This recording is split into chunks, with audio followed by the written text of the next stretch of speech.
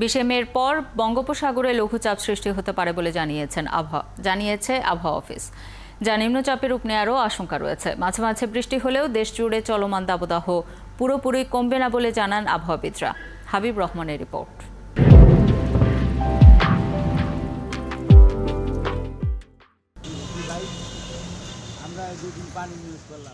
সকাল থেকেই মেঘাচ্ছন্ন আকাশ, গুমট পরিবেশ, গুড়ি বৃষ্টির দেখা মিলেছে কোথাও কোথাও।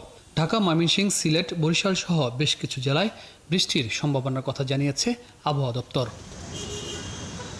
মে মাসের মাঝামাঝি সময় থেকে দেশের বিভিন্ন জেলায় তাপপ্রবাহ শুরু হয়। বিভিন্ন জেলায় হিট অ্যালার্টও জারি করে আবহাওয়া অফিস। গতকাল সর্বোচ্চ তাপমাত্রা ছিল চুয়াডাঙ্গায় 39.4 ডিগ্রি সেলসিয়াস। আবহাওয়া অফিস বলছে, আকাশে মেঘ দেখা যাচ্ছে। বৃষ্টির কারণে স্বস্তি নামলেও তা খুব বেশি দিন স্থায়ী হবে না। যে হিটওয়েভ কন্ডিশনটা আছে, এটা দেশের যেসব এলাকায় বৃষ্টিপাতের প্রবণতাটা বেশি সেসব এলাকা থেকে প্রশমিত হবে। বিক্ষিপ্তভাবে কিছু এলাকায় হয়তো বা হিটওয়েভ থাকতে পারে। এবং তাপমাত্রার পূর্বাভাসে যেটা বলা হয়েছে যে দিনের তাপমাত্রা 1 থেকে 2 ডিগ্রি সেলসিয়াস হ্রাস পেতে পারে এবং রাতের তাপমাত্রা প্রায় অপরিবর্তিত থাকতে পারে। বৃষ্টিপাতের প্রবণতাটা কমে আসবে। সাধারণত মে জুন মাসে টেম্পারেচারটা ন্যাচারালি বেশি থাকে, তখন হয়তোবা দেখা যাবে যে স্বল্প মেয়াদি হলেও হিটওয়েভ কন্ডিশন আসতে পারে। দাবদাহের পর আগামী 20 মে বা তার পরে সাগরে একটি লঘুচাপের সৃষ্টি হতে পারে বলে জানিয়েছে আবহাওয়া অফিস, যা নিম্নচাপেও রূপ নিতে পারে।